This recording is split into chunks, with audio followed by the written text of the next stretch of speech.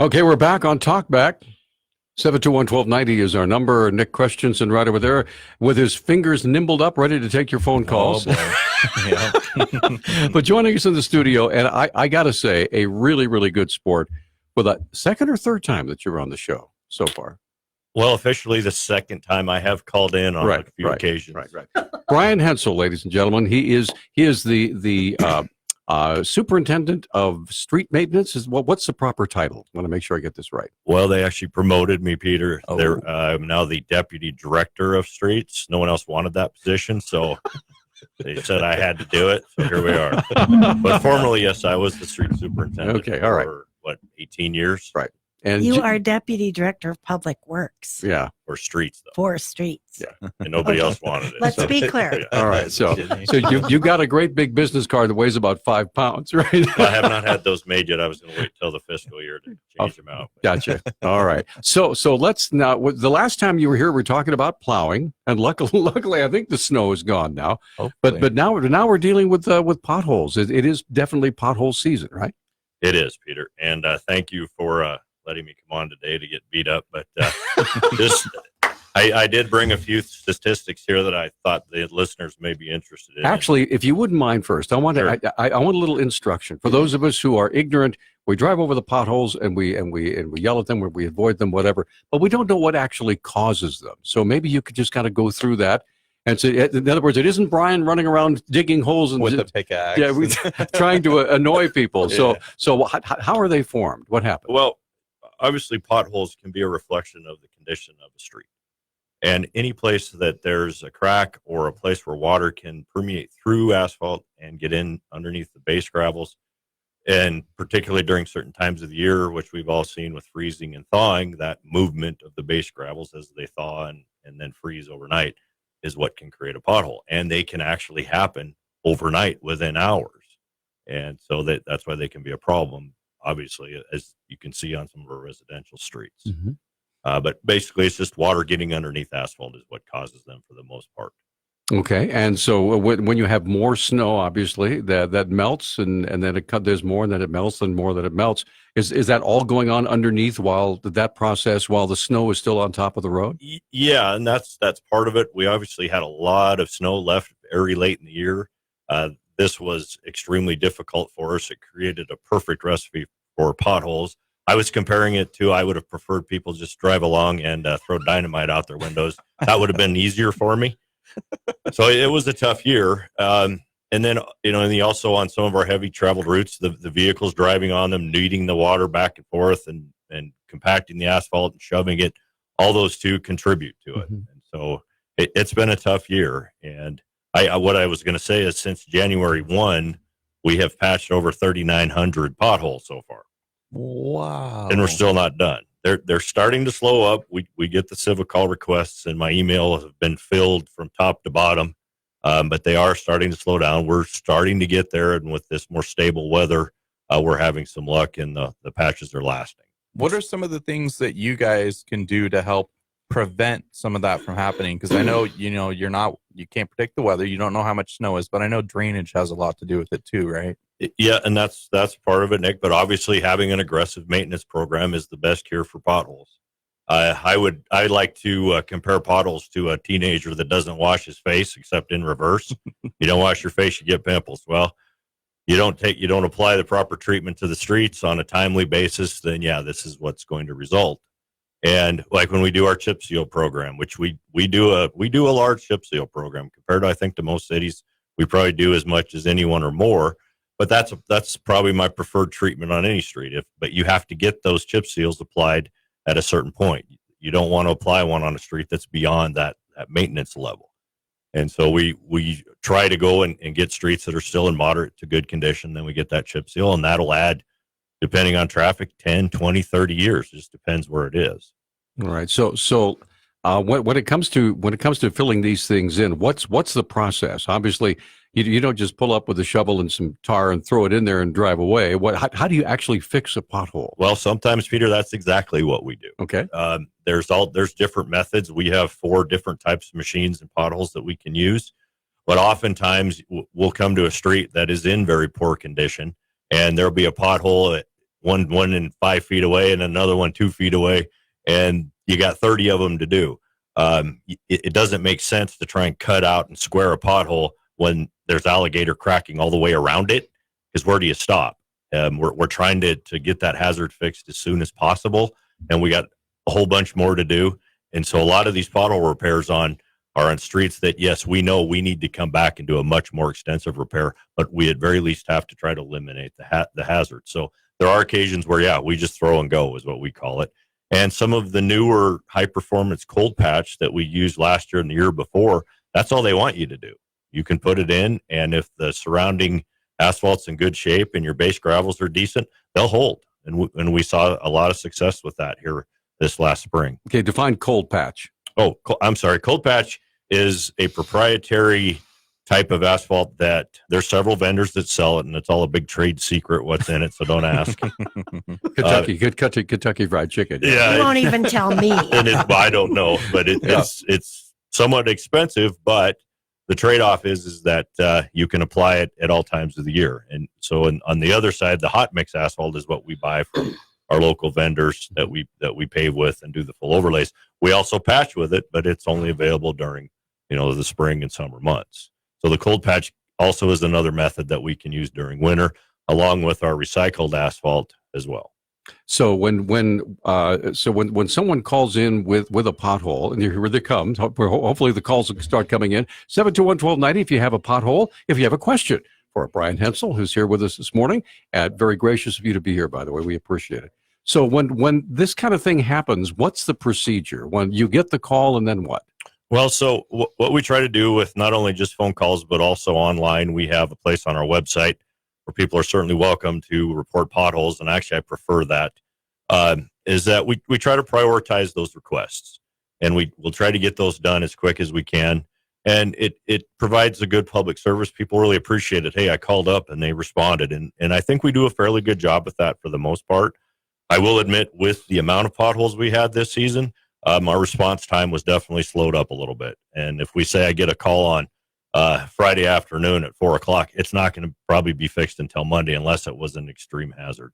But we treat potholes as a potential hazard. So we want to get those fixed as soon as possible. Mm-hmm. And when people call them in or send in a civic call, then we're on notice and we're aware of it. So we realize we have to get those fixed as soon as we're able. So it's important for folks to understand that it's, if you have a pothole there and you're not reporting it, it's not like other potholes aren't getting fixed. Correct. You guys are busy doing so many other things too. So it's like, we know about it. We'll get to it. You just have to have a little bit of patience, but you also have to report it. Otherwise, how are you guys going to know about it?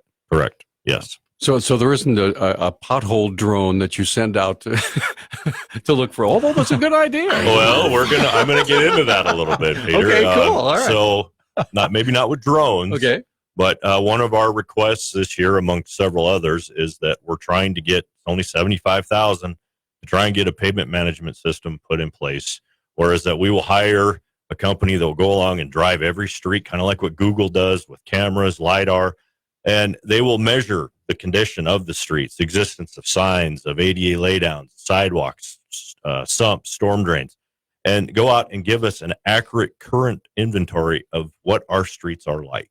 And then you can prioritize after that. We can do all kinds of things with that, Nick. Mm-hmm. Yes. And it's going to be a tremendous tool to help prioritize the assets that we get, the money that we need, what we can predict if we don't get such and such amounts of money. Where are we at currently? Instead of me just saying, hey, I need millions and millions of dollars from council. Trust me.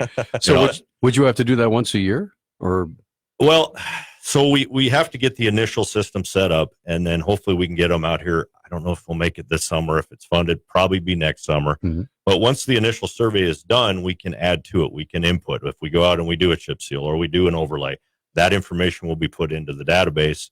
And then probably every, 3 to 5 years, maybe we would have the company come back and drive everything again, just to make sure we're getting everything. And then they could make sure that, what you worked on for those 3 or 5 years, it's like, okay, this is good. Correct. Now you can focus on this one. Yes. And this one. And then I can come on your show and say, hey, look, Here's everything It's we working. did. Here's what the pavement management system is. Instead of just me saying, "Hey, look, I drove around on some streets today. Right. They're in bad shape." So you can get to the point where you can stick your head in the door and say, "We're good."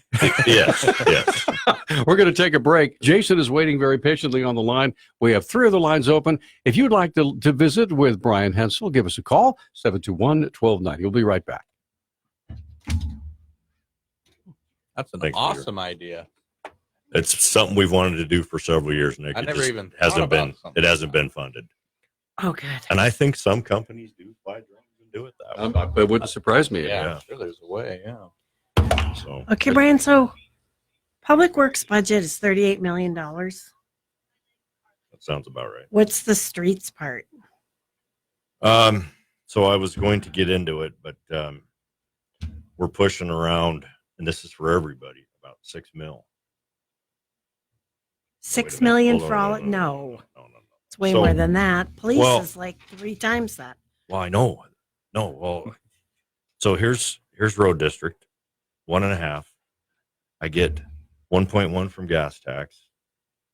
In Barca this year we got 875, but streets and traffic are another 6, I think. So it's not that much. But I don't have That's exact not figures. enough. Well, I know it's So the, based on what Well, Jeremy. the based on whole what budget Jeremy- is $170 million. 58 million is general fund, 32 is enterprise. Well, I don't have exact. But of $170 million, But yeah, mine's we only give streets $6 million. That's banana No, land. if yeah. That's right. so we have a funding. That's I mean, crazy. based on an estimate, we're short $7 million a year. If I was to, so I did this estimate. I don't know if you guys want to go into it, but I did it just to. He doesn't want to talk about money. I don't. I because want it'll him to scare talk you. about fine. money. I just did an estimate on 3rd Street. It was Mhm. just a fairly typical treatment. I'm just going to 3-inch break all the overlay, equipment. 1 sump per block, 3.3 ADA upgrades. Right. And it came out to be about. I should remember. Now, wasn't 3rd Street just redone about 5 or 6 years ago? Between No, Russell and this Reserve. was the bad part. Oh, okay. But anyway, Peter, it came out to my cost per block just for materials, 40 grand. Okay, if I include labor, equipment, Mhm. our costs, Right. 87 grand. Well, if you apply that across the city, let's assume 50% of the streets need that same Right. treatment. Just for materials alone, 80 million. Materials, yeah. If I were to do them all, Yeah. do you think that's going to happen? No. Ugh. Well, not Oh, when the no. budget I is don't know. 170 That's all right. total. No, you do. It's important.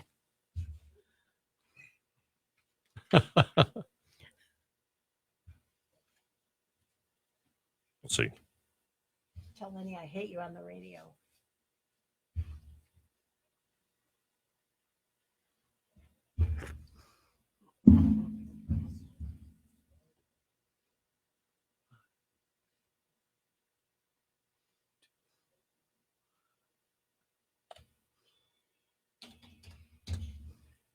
Back on Talkback, 721-1290 is our number. It's City Talk, but it's actually all about asphalt today. We're talking with Brian Hensel. We call him the street guy. He's the Director of Public Works Street Division. And is that right, Jay? Am I getting it wrong? again? Deputy. Deputy. Deputy Director of Public Works for Streets. Deputy Director of Public Works for Streets. Whew. Okay, let's I know. get to the. I'm just a DJ. So Jason, good morning. Thanks for holding. You're on Talkback. Hi. Good morning. So last time I spoke with Brian, I recommended a snow accumulator. And just like last time, I'm going to recommend a machine that's expensive.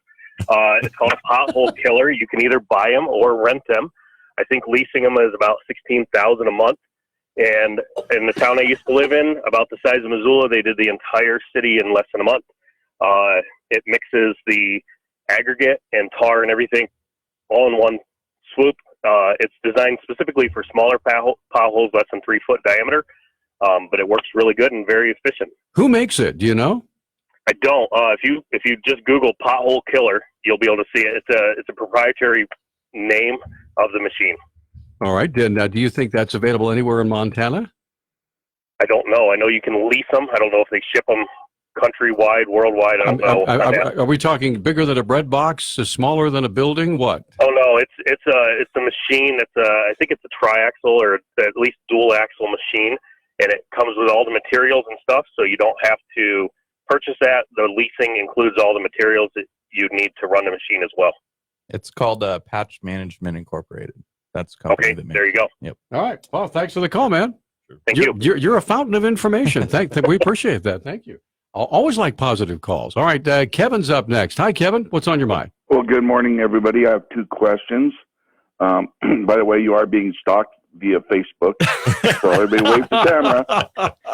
Hey, Brian, two questions real quick. What is the dimensions in Missoula City for the streets, for the width, and that includes sidewalks?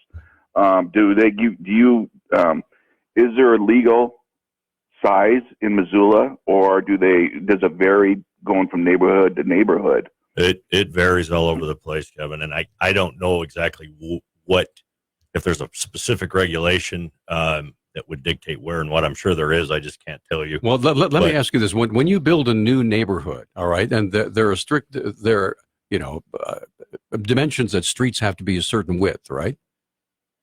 Yes. Okay. So I know enough to be dangerous. So Okay. when developers go in and they build subdivisions, Right. Yeah. they will build them to our standards. What all those standards are, I can't tell you specifically. I am not involved in that, Sure. but it all is submitted for approval through. But you got to remember, Missoula's been here for 100 years, and there are streets that are narrow and streets that are wide. And Stevens is like a boxcar wide because General Stevens liked to have his 6-horse carriage to be able to turn around the middle of the street. So that's why Stevens is so big. But you never know why streets are a certain size in Missoula. Does that help you? Well, there's like, we want to have minimum lane widths. They can range from say 10.5 to 12 feet for vehicles. Bike lanes can be 4 to 6. Sidewalks can be 5 to 8. Mm-hmm. So when you start putting those things together based on traffic and use, and you can have varying widths. Mm-hmm. Yeah, it just seems like, a lot of these streets now, especially the older streets, seem to get narrower and narrower, and I don't know why. Is it because the vehicles are getting bigger, or if it's, it seems like the newer streets, plenty of parking, and where you can go and displace snow in the winter, which comes up to my second question. Have you seen that video of that road grader to where, I think it's up in Alaska or somewhere, where they're blading the snow, and when they get to someone's driveway, a second blade comes down, holds back that snow, and after they proceed past someone's driveway, it releases it, so it builds up the berm, so you're not blocking up driveways. I don't know how much it costs to do that for road graders, but it sure would help a lot of people from their driveways being blocked off. Kevin, I have not seen the specific one related to Alaska, but I've watched several of those videos, and that's been something we've considered for, all the time I've been here. And there's several places that do it. Sioux Falls, South Dakota, they have something like 45 road graders that they own, and they lease, or maybe they lease 45, they own 20 something. They do that in Sioux Falls. But they even say right on their website, anything more than about 6 inches of snow, you're still going to get a berm. And what it always amounts to is that you have to put that snow somewhere. And if I got 30-some thousand driveways in here, parked cars and mailboxes, and then you throw in the ADA laydowns, you're going to run out of room. Somebody's going to get the berm. It's just, and they say that on their videos. And there's times where they just say, after so much, you're just going to have to deal with your own berms. But we are looking at some different opportunities and some new requests for funding for winter. I know this isn't a snow show, That's but okay. I'm putting in new requests to try and get some better service and a higher level on these residentials, including asking for some additional personnel, some plowing equipment, and maybe even some contracted assistance. Nice. Okay, very good. Well, you guys have a great weekend. Kevin, thanks for the call. Appreciate it, sir. Let's get back to the phone. Brenda, good morning. By the way, 3 lines open at 721-1290 with Brian Hensel and Ginny Miriam joining us here in the studio. Brenda, you're up. Hi. Okay, thank you. I have a post office box downtown, and hundreds of people use that little half a block between Broadway and I think it's Pine Street on Patty, to access the post office every day. And the other day when I was there, they had even cleaned out all the old, leaves and all that debris that had been there for a while. It looks great, and it's easy to walk over. And so thank you for that. Brenda, thank you for noticing. I'm glad we were able to get that. Okay, yeah, it was great. Thanks. All right. Thanks, Brenda. Brenda. Wow. An actual compliment. Very So rare nice. here. Thank you. we will take more of those if Yeah, you like. please. So- Sweeping and leaf collection, they could be a whole nother show in themselves too. Well, We'll actually, schedule you then. I think we have done a show on leaf collection at one point, right? Or maybe I just called in because Yeah. I was irritated with you Yeah. guys or something. I don't know. I That can't was imagine. before my time. Yeah, so Nick, I'm it good wasn't with you. Well, I do remember It has happened. when I was whining and moaning about chip sealing because I didn't understand what it was, right? Right. And you called me up and said, "Let me school you," but you did it in a very nice way. So. That's good. All right. We're up against a break. We have all 4 phone lines open. Brian Hensel joining us here in the studio, Deputy Director of Public Works for Streets. Whew. Thanks for writing You that down nailed for it. me. All right, we're going to come right back with more of Talk Back in a moment. So, Peter, you know Dennis Bowman from Water. Oh, Right. yeah. He's Deputy Director Director of Public Works. Works for Utilities. Utilities. Uh-huh. Okay. So he What has deputy water, director can I be? No. stormwater. And I don't have a badge yet either. Same for here. radio. Deputy Director of Public Works for radio. That being a deputy, man, you got a badge, but they won't Well, give wait me a one. I asked a police department. They won't give me Yeah, I got one here yesterday. Well, see, the Oh, thing did is, you? Perfect. well, Perfect. in the police department, they don't have deputies. The sheriff's The department sheriff. has deputies. Yeah. So they just have officers. I could get you one of those stickers that they give out to the kids. We'll just slap it on. Perfect. Oh, but police, they have captains, They lieutenants. do. Sergeants. Mayor had a meeting yesterday with the captains. They always go It by was last just the name. captains. Yeah, it was Captain Collier. Captain Collier. It's one And, of my and Nick, I know a lot of favorites. those guys, including your dad. Oh, do you?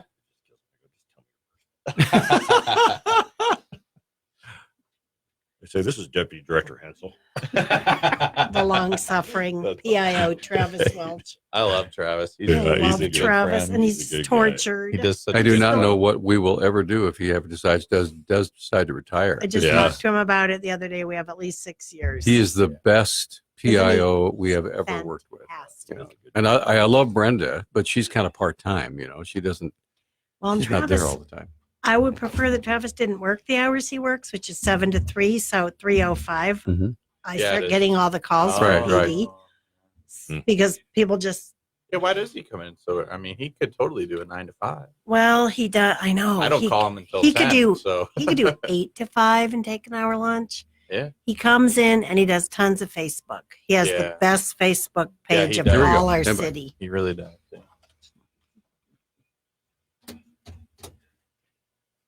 Okay, we're back on Talkback. 721-1290 is our number, 1-800-568-5309. All 4 phone lines are open. Deputy Director of Public Works for Streets, Brian Hensel, joining us, along with the Communications Director for the City of Missoula. And, of course, is Ginny Miriam's right over there. Deputy of nothing. Now. Although she's the Chief Information Officer. So that's a pretty important gig. All right. So you brought mounds and mounds of paper you wanted to share with us this morning. Yeah, and all these totals of potholes here. So what's that all about?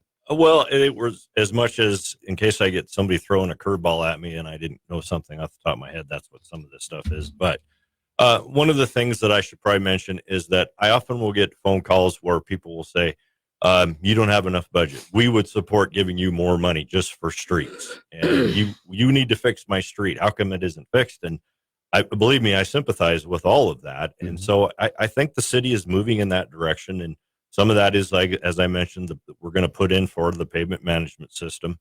That's a great start and will be a tremendous tool, but it's also going to come with some more expense. And most of the people I've ever talked to, they say, yes, streets need more funding. And just a quick little analysis that I did, and this is pre-pavement management. So this was kind of a broad stroke estimate. And between myself and the Public Works Director, we're looking at if we were to rehab or rehabilitate every street in Missoula that needs it, which are primarily residentials, we have about a $7 million a year funding gap that we don't get. That's still going to take us 30 years to complete what we estimate the total to be. So we realize that we have some shortfalls in our program, but I think we're gonna start taking some steps to aggressively try to address it. And how much funding we get and how it all pans out, I don't know yet, but we're gonna try, and I think we're moving in that direction. Everybody drives, and I think what a question I might ask you is that is there anything that we can do as people who are using the streets to make your job easier? I realize we have to go places. Should we cut down our trips? What do you think? Well, that's kind of a hard question, I guess. In certain aspects, this would be more for sweeping and leaf collection. I mean, on-street vehicles, when we're trying to sweep around them or even plow, that can be an issue. If we have a voluntary parking program on even and odd days, that's helpful when people comply with it. Mm-hmm. There's always the strategy of less vehicle trips and how you do that with commuting or riding buses or carpooling. I mean, anything like that reduces traffic certainly is a benefit to the street conditions. Now, buses are bigger and heavier. Are they rougher on roads? Anything with heavier weight than a normal vehicle, is harder on streets. Absolutely. Okay. All right. So let's, we have folks waiting to visit. But by the same token, too, Peter, if you got a bus full of 50 people and that's eliminating 50 cars, the bus is by far better for street conditions. It's a good trade-off. Mhm. All right. Yeah. Garth is on the line. Good morning, Garth. You're on with Brian Hensel. Go ahead. Yeah, I just got a comment. I don't live in the city now, but I did. And this is not a joke. I mean what I'm going to say. I think the first tax money ought to go to the police department, the fire department, and the street department, and everybody else, the parks, the open spaces, every other thing comes after they get their first choice. That's it. All right. I love it, Garth. I love it. Thanks, Garth. Appreciate that. All right. So there you go. I think Brian does too, but he's not going to say it. Yeah. He's very politic. He is. Yeah. Thank you for that comment. Yeah. Ricky, good morning. You're on Talkback. Hi. Good morning. I agree with Garth.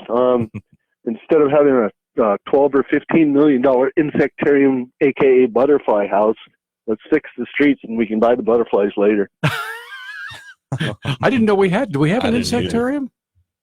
Well, yeah, we have there's one that already exists. It's over off of Patty Street, but they had a deal in the paper that in the Missoulian that said they were going to take a piece of the northeast corner of the fairgrounds and build like a $12 million insectarium butterfly house. Okay. No, is that city, county, what? Is that- The fairgrounds is the county. yeah, And fairgrounds they're is going to be county. doing private fundraising. Yeah, they find private fundraising for that. So if you're a bug person, you can donate. Well, I wonder how many butterflies it takes to fill a pothole. Millions. Well, the guy's right here. The problem is they won't stand still long Yeah. enough, right? Yeah, Thanks, there you go. Thanks, Ricky. Thanks for the call. All right. Oh boy. So So if you had a magic wand, let's give you a hypothetical, Brian. What do you think, if you could do anything you wanted, that money wasn't an issue, what would you do? Well, first thing, fill all the potholes right now. Mhm. Well, that's a great question. And myself, like every other department head, we all have funding shortfalls. We all have to go to council with our hands out and tell them everything that we want or need. So obviously for me, I would like to see all my streets in good condition. I would like to say that all my streets could be chip sealed, say, every 5 years. I think that would be fantastic. That's a lot of money. I mean, it's going to take millions of dollars to get them every street to that condition. So it also, it not only just takes more money, it takes more personnel, it takes more equipment. And I also would like, if I have a magic wand, I want 12 months of summer. I mean, we have a very limited building season here, right? I mean, not just to mention recreation wise, I don't want that much summer, but we don't have that much time. Even if you gave me millions of dollars, I'm going to need a lot more people, a lot more equipment, so I can get it done in 4 to 5 months of our building season. So now, would weather is a huge factor here in Montana. I was going to say, would you say that you have basically two seasons, right? Winter and, well, there's winter and road construction, basically, right? Well, yeah. Well, there's pothole season, leaf season, sweeping season. we have more than just 4, Peter. But okay, yeah, the weather, the winter and the summer months they're offset on the wrong way. I need way more summer, like probably every contractor in Montana would tell you. That's what every golfer will tell you too. Yeah. Oh, right. Yeah. You golfers. Anyway, we're up against a break. 721-1290. Joe, hang on. We'll get you right on after this quick timeout. Stay with us. By the way, 3 other lines open at 721-1290. Our guest in studio. It's all about asphalt with the Deputy Director of Public Works for Streets, Brian Hensel, and Ginny Merriam from the city of Missoula. We'll be back in a moment. I'm happy to talk about if it's pertinent and you're interested, I mean, I think people do need to know that their ward representatives are going to start engaging in the budget right quick here this month. Right. Okay. Yeah. And call them. Yeah. Their personal phone numbers are on our website. Call them and say, we want you to make streets a priority or whatever priority that you have. Brian, we have a Facebook question, and you can just answer it now during the break. Jerry would like to know what your thoughts are on de-icers causing the roads to break prematurely due to refreezing, leaving us with shortened lifespan on our roadways. So you can just answer. They can hear you on that mic. Okay. Well, I don't know that the de-icer is the big factor for causing the roads to deteriorate. The de-icers, if you're looking at mag chloride or salt brine, they can be detrimental to concrete. So Reserve Street out here is susceptible. And then also the rebar. And you're seeing some of that out on the Reserve Street Bridge. And be aware that that is an MDT route. MDT is taking the responsibility of that, but they also, MDT dictates what de-icers I use. I mean, any de-icer you use, liquid or solid, the main component is chloride. Chlorides are corrosive. I don't care what you do. So it's kind of, you got to balance public safety with maintaining infrastructure. And I think you have to side on public safety, obviously, and try Someone invent something better quick. Well, yeah. I mean, we used to sand everything. Well, we can't do that anymore because of air quality. And then that can also affect water quality when all that sand ends up in the riverways and storm drains. So it's a balancing act. I don't know. Here we go. No, it did. Perfect.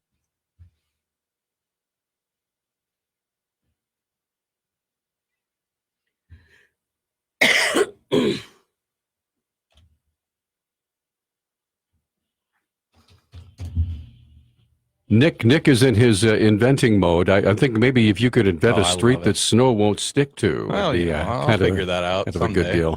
Anyway, folks are waiting on the line. Joe, good morning. You're on Talkback with Brian Hensel. Hi, what's up? Couple of ideas here.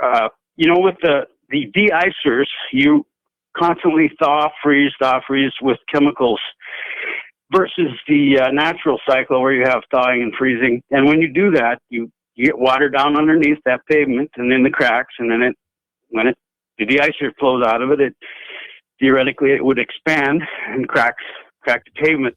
And the other, if you have any information on that, I think it's deteriorating our roads in a way that is worse than the natural freeze-thaw cycle. And the other thing is these roundabouts in the neighborhoods, how are they for plowing? All right. Oh boy. Thanks for the call. Question. So, all right, I sort of addressed this on the Facebook. So the reason that we de-ice streets is in the interest of public safety. And yeah, it's a freeze-thaw cycle that's repeated numerous times every winter. But any chloride-based de-icer product is going to potentially cause deterioration, particularly with concrete. But you have to balance public safety with also trying to maintain your streets. Reserve Street is all concrete. That's an MDT route. They dictate what type of de-icer I can use. So you have to balance. It's a give and a take. We used to just sand everything in Missoula. I remember that as a kid growing up here. Yeah. Well, I remember there was this cloud of dust hanging over us all winter, and their quality regulations kicked in. Right. So we can't do that. By the way, in case you're wondering, MDT stands for Montana Department of Transportation. Thank you, Peter. Sorry. The state. Yeah.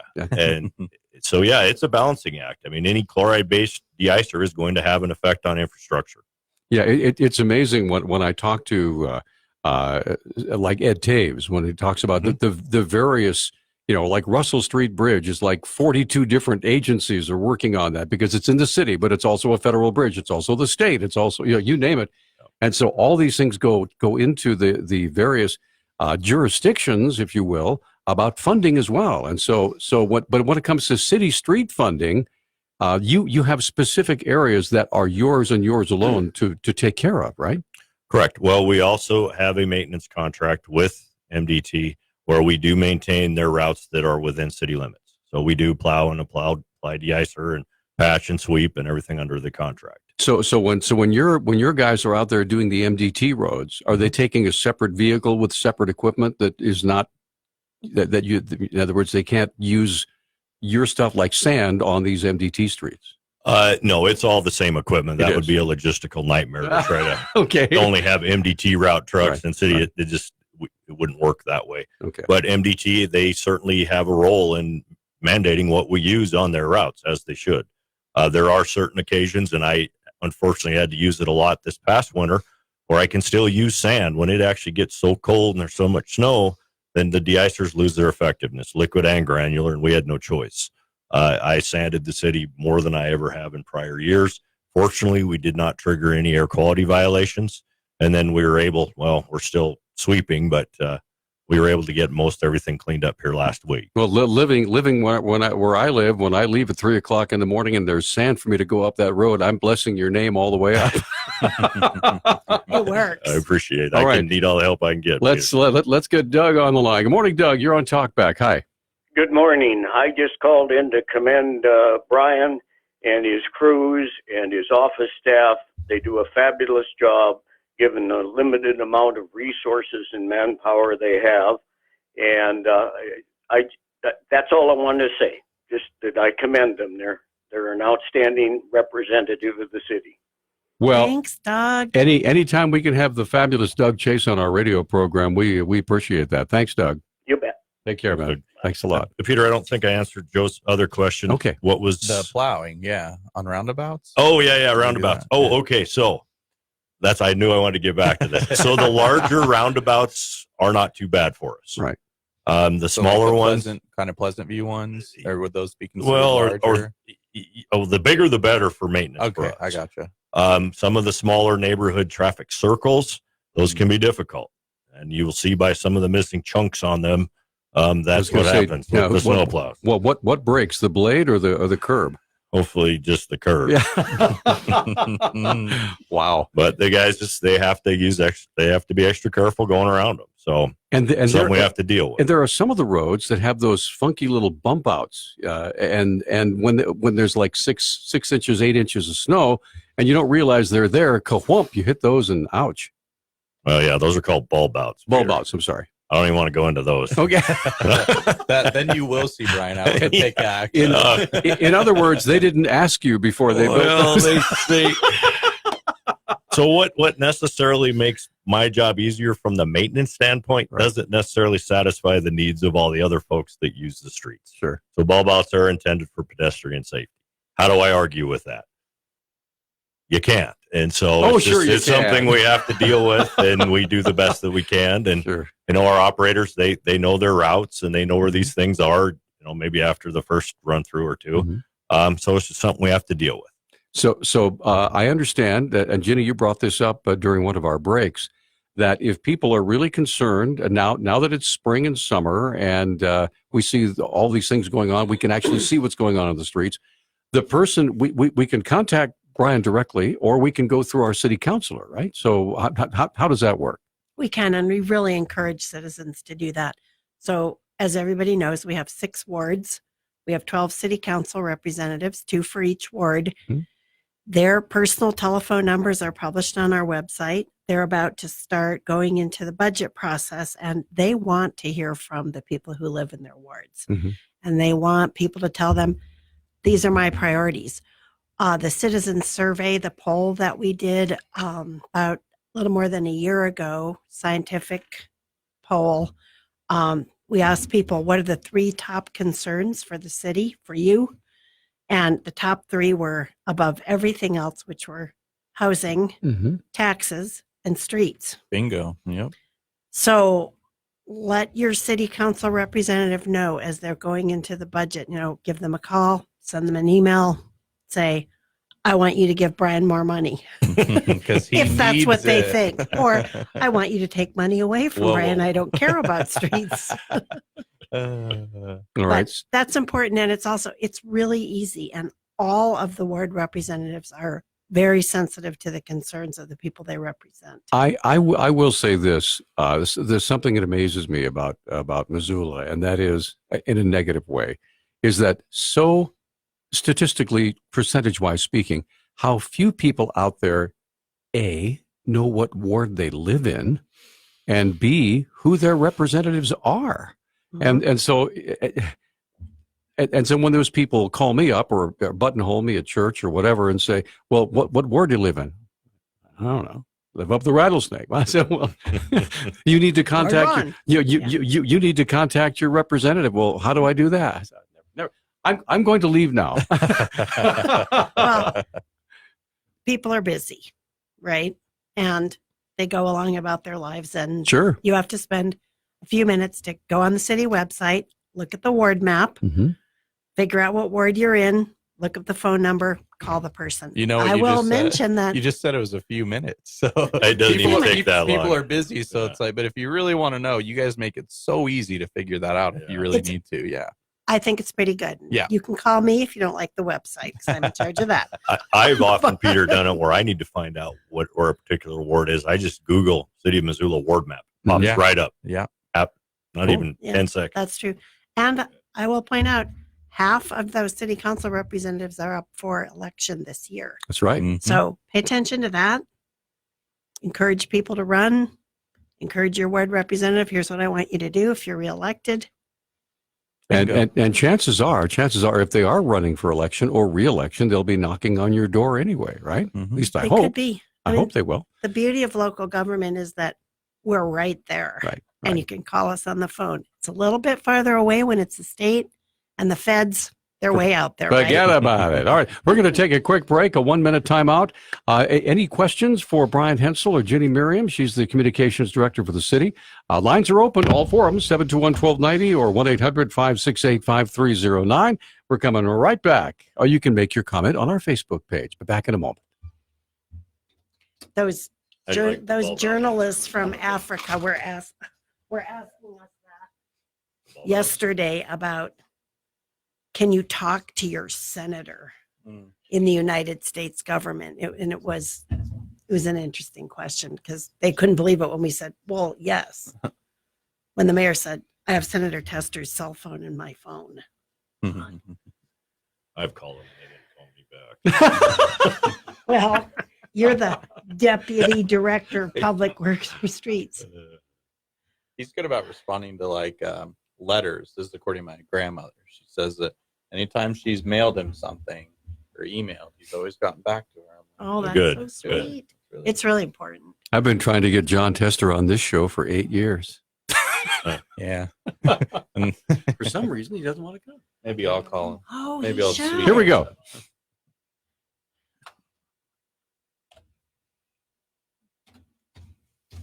Okay, we're back. 721-1290 is our number. Our guests in studio, Deputy Director of Public Works for Streets, Brian Hensel, City of Missoula Communications Director, Ginny Miriam. That's Nick Christensen right over there. I'm Peter Christian, and go ahead, Nick. Yeah, well, I just, obviously we've been talking about potholes, and I know that keeps you guys really busy, but what are some of the other things that you guys are working on? I mean, and trying to find the time to work on other things. It's not just potholes. We're talking about streets in general. So I was hoping you could talk a little bit about that. Sure. And actually, before I came to the program, I drove through some of the recently completed jobs we've been working on. We did some work up on 23rd, 55th Hillview, that triangle. That was a mill and overlay that was desperately needed. By the way, that did a nice job because our church is up there, and while it was under construction, it was kind of like an obstacle course. Yeah, it was tough. But now it's nice. It's really very smooth and great. I'm glad to hear that. It does. It came out nice. We had some major frost heaves that we're still not done with in a few spots, but one of them, a really bad one, was on Ernest and Paxton. That almost was a dirt street again because the base gravels and the clay was coming through the asphalt. And so we just finished that one. There was a nice one done yesterday over by Loyola at Tremont and Chestnut, also a real bad intersection. Mm-hmm. And so we're going to finish a couple big sinkholes over on was Union Pacific, and then American, I think, is where another one is, over by Home Depot. And then I think we're going to look at our construction list, and I was just reviewing it. Possibly Door Lane off of 39th is in bad shape. That's been on the list for a while, and I'm hoping to get in there with that and hopefully not tear out the loops for the signals. But we have more work than we know what to do with. And May 20, we're going to start on Stevens Ave from 6th to Mount doing milling, deal. and that's an MDT project. Yeah. So I don't want to take on any big jobs right now because that's right around the corner, and that's going to take up about 4 weeks of our time, and we'll be milling and paving the drive lanes on that section between 6th and Mount. So tell me about your staff. How big? How many folks do you have working for you, and what do they do? well, I have 27 full-time crew. I have 2 superintendents, and then we have our admin assistant. Okay. So do you ever, like during the summertime, do you take on like part-time folks, like students and things like that? We have not, Peter. All of our crew have to have CDLs. They have to go through some training, obviously. Commercial driver's licenses. Right. Thank you. I always forget to explain acronyms. For the MDT, So, obviously. No acronyms. Right. Yeah. Yeah, street division really doesn't. But I could certainly use about 12 or 15 more crew all the time. Right. Do you ever what let me ask this, what do you need from us, because we have usually average about 20,000 people listening to this show. So if Brian Hensel, from what you do, give us your needs, what can we do to help you? Stay away from Stevens on May 20 for 3 weeks. You tell everyone that? Yeah. You just I'll did. be telling everyone that too. You just did. So now tell me exactly what you'll be doing. Describe the process. Well, on this one, all right, so we're going to mill out 2 tenths asphalt on the driving lanes, and we're What's going to go. milling? Milling is where we lease this big asphalt grinder, basically, that cuts down to a specified depth and then shoots the millings out of conveyor into our trucks. We haul it away, and it creates a depth or a continuous depth and section cutout, basically, in the street. Then we can go back and fill that in with new asphalt. And how long does that take? Well, I'm estimating on that one probably about 3 or 4 days for milling, and then the same amount of time to pave it back if all goes well, weather permitting. Sure. So I want to say 3 to 4 weeks in case weather shuts us down for a day or two or equipment breakdown. But I think we can get it all done, and I think that's going to be a huge benefit to the public, particularly around the corner. It'll be nice. Yeah, where you're coming out of 6th, then it's always potholed right there. We're going to fix all that. So when you do that, do you do it a section at a time, or do you shut off the whole street and then do detours, or what? I'm hoping I don't have to detour. I'm hoping I can keep one lane open on whichever side we're working on. Right. It's a lot of equipment, a lot of people. I may have to possibly maybe put both lanes in on the same side and do a 2-way, or maybe just do some temporary block to block detours, but that's my last resort. I'm hoping I can just keep the lane going, and then we can work next to the traffic. Okay, so we have exactly 1 minute left in our fabulous program. So let's talk about contact information. If folks want to talk about potholes or whatever, telephone number, email, things that sort of thing. Oh, yeah, you bet. So our main office number is 552-6360. If you don't get an answer, by all means, leave a message. And then also on our website, you can go to the street division and report a pothole. And that seems to be working real well. We've had more response this year than in years past. Now, does it help to take a photo or what? You can, if it's maybe something that you think we may not be able to find, or if there's something unusual about it, sure. Can we take I don't know if we can take potholes on the website. I mean, you can email them to me. My email's on there also, but right. I don't think you can. Not required. Okay. Yeah, all right. We can get them.